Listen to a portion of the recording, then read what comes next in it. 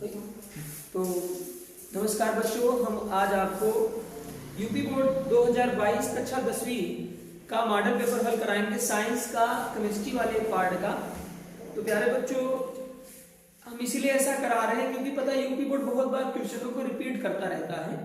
तो यदि आप इनको पढ़ के जाओगे तो आपका बहुत ज्यादा चांस रहेगा कि आप अपने बोर्ड में उन्हीं क्वेश्चनों को पाएंगे जो आपके यूपी बोर्ड में लगातार आ रहा है। तो प्यारे बच्चों, हम पहला मॉडल पेपर हल कराते हैं 2022 का, जिसका कोड जो है वो प्यारे बच्चों बीके है। ठीक है, आप पेपर परीक्षा देने जाओगे तो उसमें कोड। तो प्यारे बच्चों, हम लोग अब स्टार्ट करते हैं। हमारा साइंस का मॉडल पेपर है, मतलब प्रीवियस ईयर यानी पिछले साल का क्वेश्चन है 2022, पेपर कोड है बीके और हम केमिस्ट्री का पार्ट हल कराएंगे प्यारे बच्चों, खंड ख। ठीक है, खंड ख। तो यहाँ स्टार्ट है पांचवा का क। जो प्रश्न है वो है, पूछा है कि प्रोपेनॉल है, यानी आपको 4 ऑप्शन देगा और पूछेगा कि प्रोपेनॉल कौन है।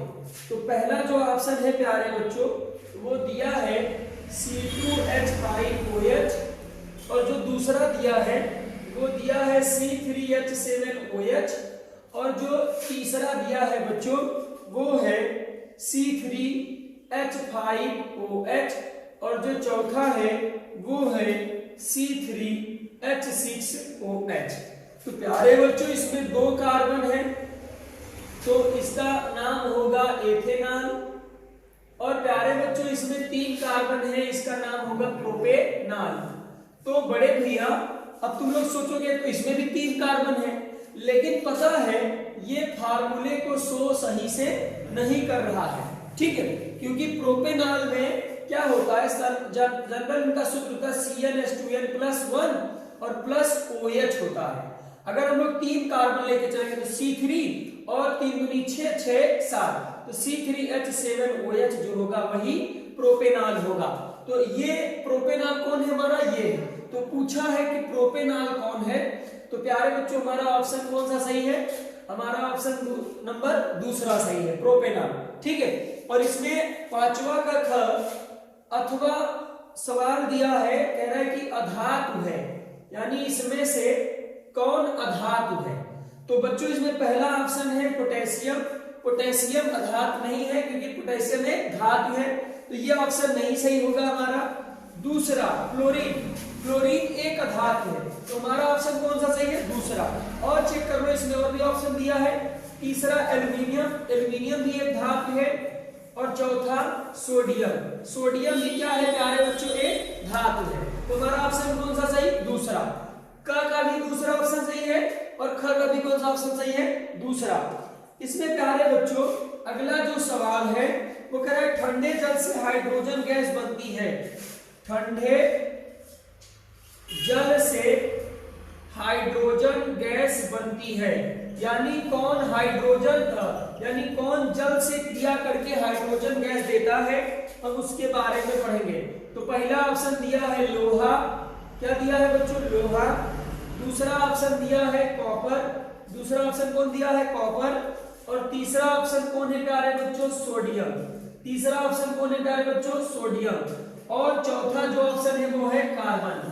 प्यारे बच्चों, आप लोगों को पता होगा कि सोडियम जो होती है वो जल से क्रिया करके हाइड्रोजन गैस देती है, तो इसका ऑप्शन कौन सही होगा, तीसरा। यानी सोडियम धातु ऐसी है जो ठंडे जल से क्रिया करके क्या करेगी, हाइड्रोजन गैस देगी। तो प्यारे बच्चों, मैं इसका अपने चैनल पर वीडियो प्रैक्टिकल भी अपलोड किया हूं, देखेंगे। मैं कटोरी में सोडियम मेटल को डाला, उसमें जल भरा हुआ था, वो ब्लास्ट कर गया क्योंकि उसमें क्या था, जल था और वो तेजी से हाइड्रोजन गैस को दिया। तो इसका ऑप्शन कौन सा सही है, तीसरा, सोडियम। अब प्यारे बच्चों इसमें हमारा छठवां का सवाल है, कह रहा है प्लास्टर ऑफ पेरिस बनाने की विधि एवं इसका उपयोग लिखिए। क्या बनाने की, पीओपी बनाने की विधि और इसका उपयोग लिखिए। ठीक है, और इसका उपयोग बताना है प्यारे बच्चों, इसका उपयोग लिखिए। ठीक है, तो प्यारे बच्चों ये तगड़ा सवाल है हमारा।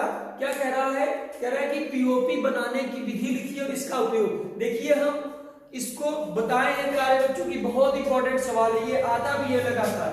तो हम सबसे पहले बनाने की विधि इसकी पढ़ते हैं, पीओपी बनाने की विधि। तो प्यारे बच्चों पता है पीओपी को किस तरह बनाया जाता है? पीओपी को हम लोग जिप्सम को गर्म करके बनाते हैं। जिप्सम का सूत्र होता है CaSO4 × 2H2O। जब इसे गर्म करते हैं तो यह पीओपी का निर्माण करता है। किसका निर्माण करता है प्यारे बच्चों?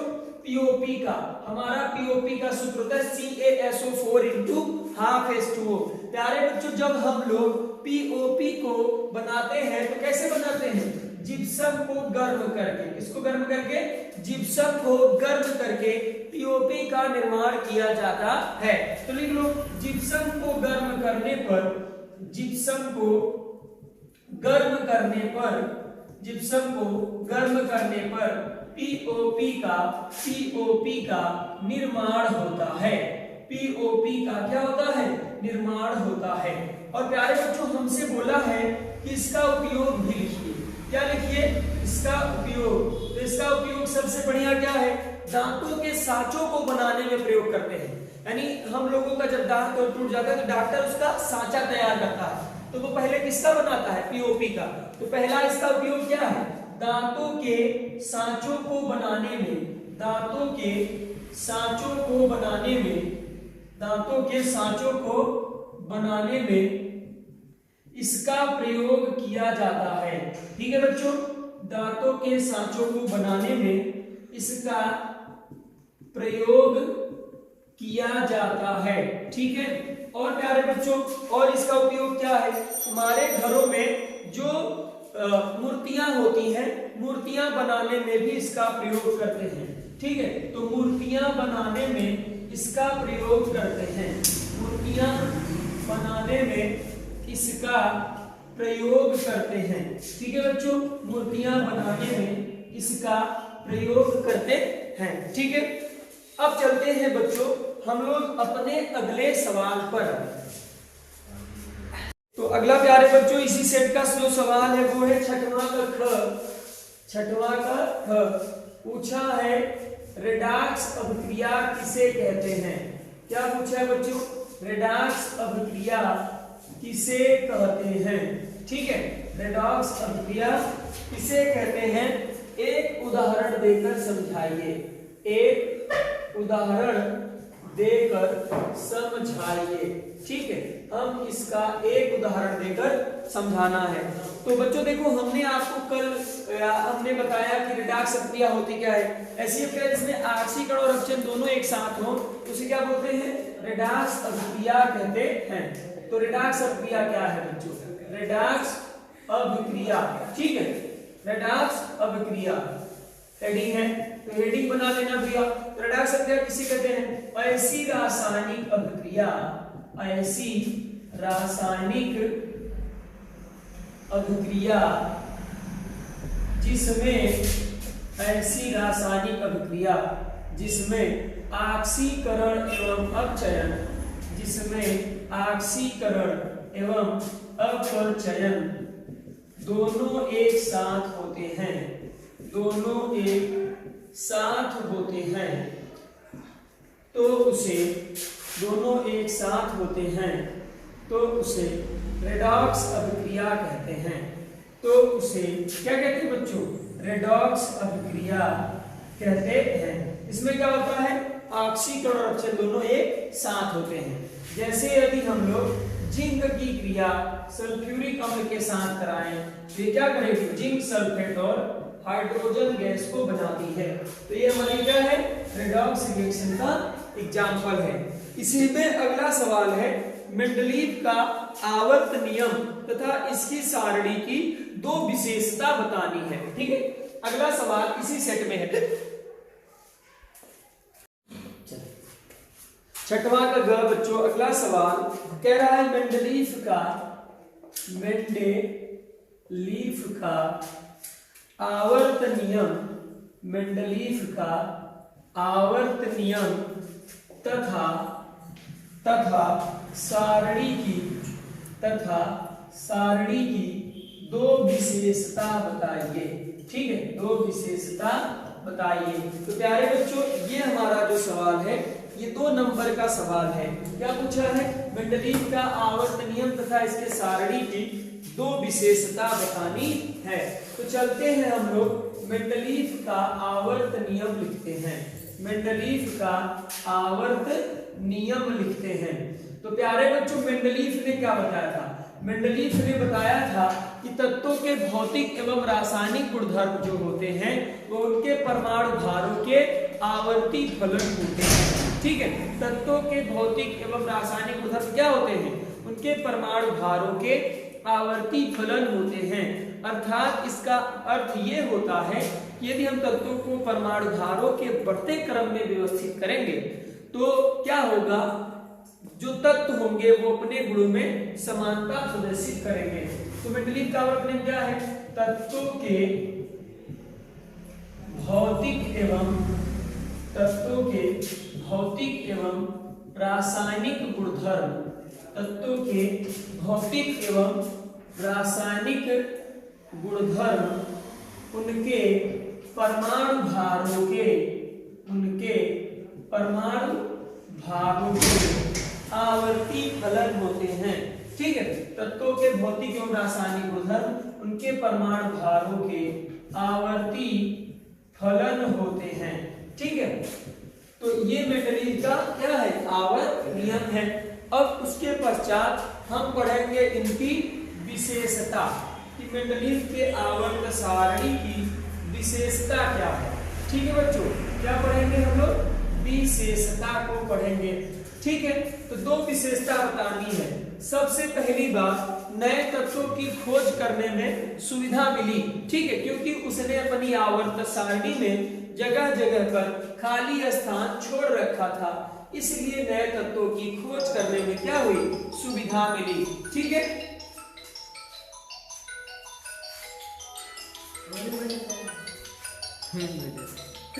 तो मेंडलीव की आवर्त सारणी की विशेषता की बात करें तो इनकी सहायता से, ठीक है, इनकी सहायता से नए तत्वों की खोज करने में सुविधा मिली। नए तत्वों की खोज करने में सुविधा मिली। ठीक है भैया, अच्छा, सुविधा मिली। ठीक, अगली जो बातें हैं, दूसरी कहानी ये है बड़े भाई कि तत्वों के गुणधर्म को याद करने में सरलता मिली। तत्वों के गुणधर्मों का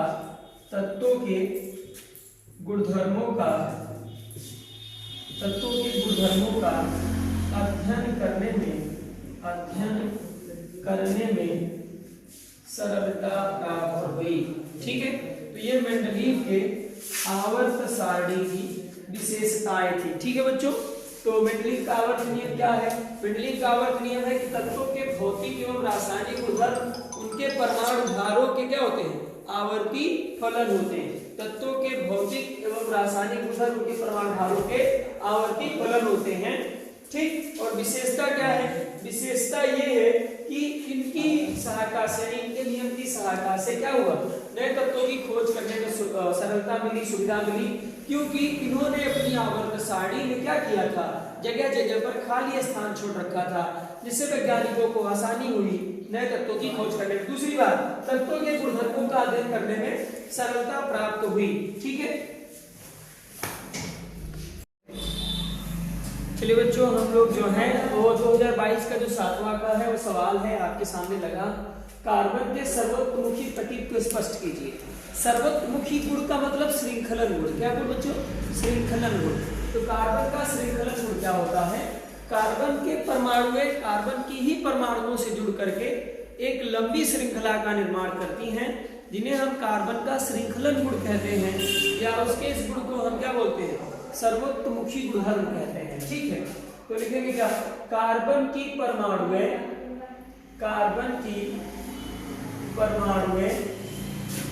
आपस में जुड़कर, कार्बन की परमाणुएं आपस में जुड़कर एक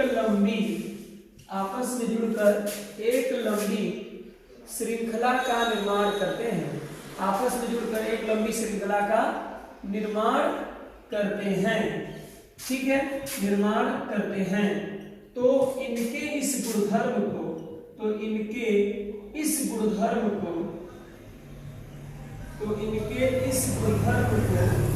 कार्बन का सर्वोत्तमुखी गुणधर्म कहते हैं, सर्वोत्तमुखी प्रकृति कहते हैं, ठीक है। तो मतलब कार्बन के ही परमाणुओं से जुड़कर एक लंबी श्रृंखला का क्या करते हैं बच्चों, निर्माण करते हैं। इनके इसी गुणधर्म को हम क्या कहते हैं, कार्बन का सर्वोत्तमुखी गुणधर्म कहते हैं या कार्बन का श्रृंखलन गुणधर्म कहते हैं, ठीक है।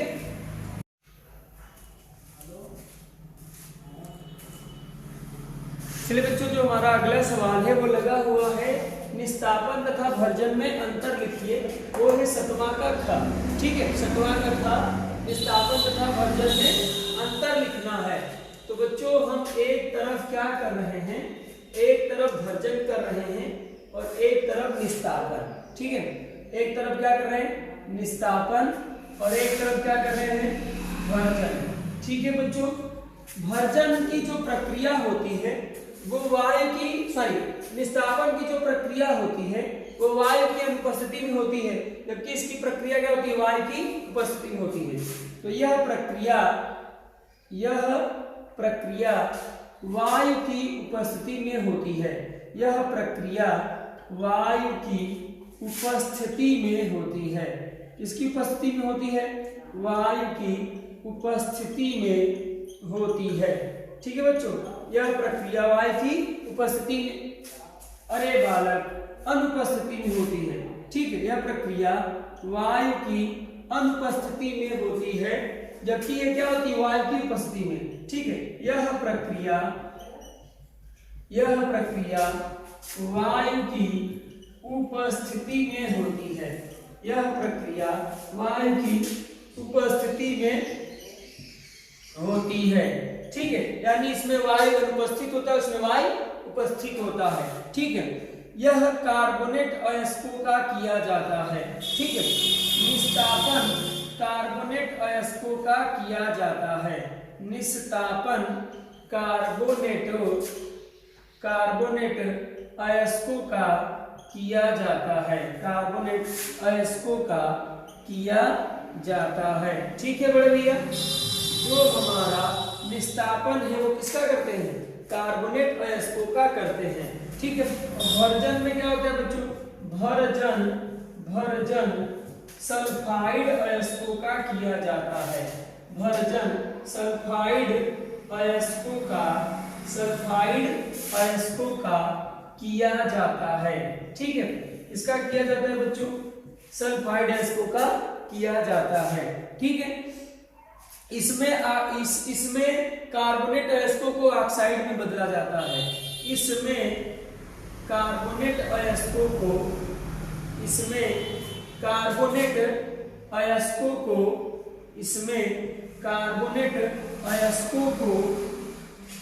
ऑक्साइड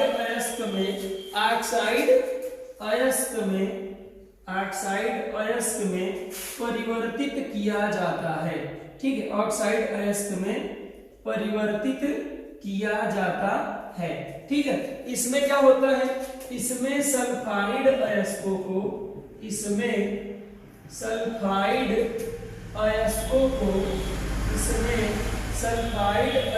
को ऑक्साइड अयस्कों में परिवर्तित किया जाता है, ठीक है बच्चों, परिवर्तित किया जाता है। क्लियर है भैया। तो हमारा ये है निस्तापन तथा भर्जन में अंतर, ठीक है। यह प्रक्रिया वायु की उपस्थिति में होती है, यह प्रक्रिया वायु की उपस्थिति में होती है। इस निस्तापन कार्बोनेट अयस्कों का होता है, यानी निस्तापन किसका किया जाता है, कार्बोनेट अयस्कों का किया जाता है, जबकि भर्जन किसका किया जाता है, सल्फाइड अयस्कों का किया जाता है, ठीक है।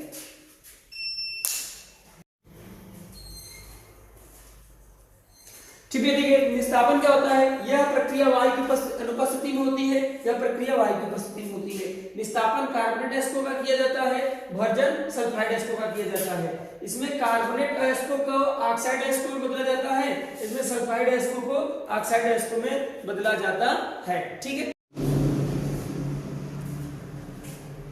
चलिए देखिए हमारा जो अगला क्वेश्चन है 8वां क्वेश्चन, वो कह रहे हैं कार्बनिक यौगिकों के ऑक्सीकरण की अभिक्रिया लिखिए। किसके दिया, कार्बनिक यौगिकों के ऑक्सीकरण की अभिक्रिया। तो प्यारे बच्चों कार्बनिक यौगिकों के ऑक्सीकरण की अभिक्रिया जैसे हम बता दें, ये हमारी है एथिल एल्कोहल। ठीक है, क्या है, एथिल एल्कोहल। एथिल एल्कोहल का सूत्र होता है CH3CH2OH। यदि हम इसका ऑक्सीकरण कराएंगे KMnO4 उत्प्रेरक की उपस्थिति में, तो ये इसे क्या करती है, एथिल एल्कोहल को क्या करती है, एसिटिक एसिड में परिवर्तित कर देती है। ठीक है, और जल निकल जाता है। इस प्रक्रिया को हम क्या कहते हैं, ऑक्सीकरण क्रिया कहते हैं। ठीक है, तो हमसे पूछा है कि कार्बनिक यौगिकों के ऑक्सीकरण की अभिक्रिया लिखिए। तो क्या है बच्चों, एथिल एल्कोहल का जब ऑक्सीकरण कराया जाता है तो क्या प्राप्त होता है, एसिटिक एसिड का निर्माण होता है। यह क्रिया क्या कहलाती है, ऑक्सीकरण क्रिया कहलाती है। तो देखो लिख दें, एथिल एल्कोहल के ऑक्सीकरण द्वारा एसिटिक अम्ल का निर्माण होता है। एसिटिक अम्ल का निर्माण होता है। ठीक है बच्चों, यही अभिक्रिया क्या है, कार्बनिक ऑक्सीकरण अभिक्रिया है। ठीक है, यही अभिक्रिया क्या है, कार्बनिक। चलिए बच्चों देखिए हमारा जो अगला सवाल है इसी का, समजाति श्रेणी किसे कहते हैं, तो वो हमारी परीक्षा में आया हुआ सवाल है। समजाति श्रेणी क्या है, तो बच्चों ये श्रेणी ऐसे होते हैं जिनके सभी सदस्य जो होते हैं वो एक समान क्रियाशीलता को प्रदर्शित करते हैं, तो उन्हें हम क्या बोलते हैं, समजाति श्रेणी कहते हैं। ठीक है, तो लिखो, ऐसे समूह जिनके सभी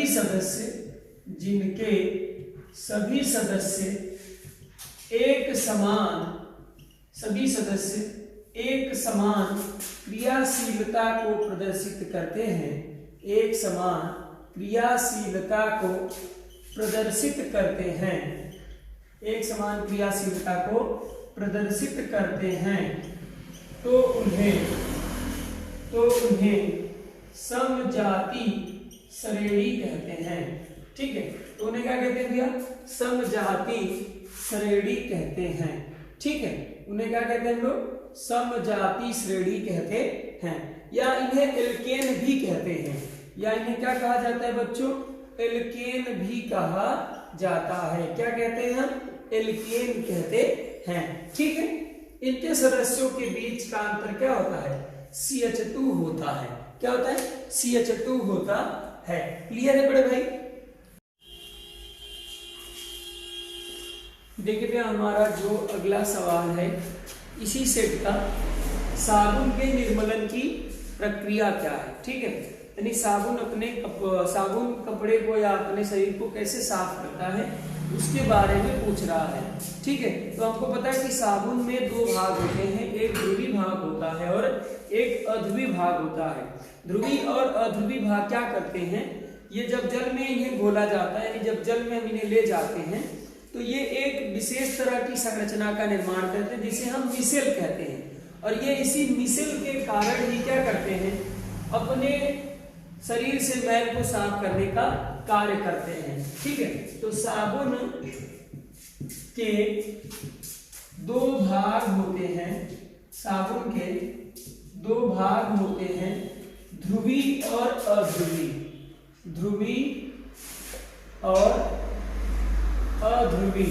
ठीक है, ध्रुवी और अध्रुवी, ये इन्हें जब जल में घोला जाता है, इन्हें जब जल में घोला जाता है, तो इन्हें जब जल में घोला जाता है तो ये एक मिसेल की संरचना का, तो ये एक मिसेल की संरचना का निर्माण करते हैं।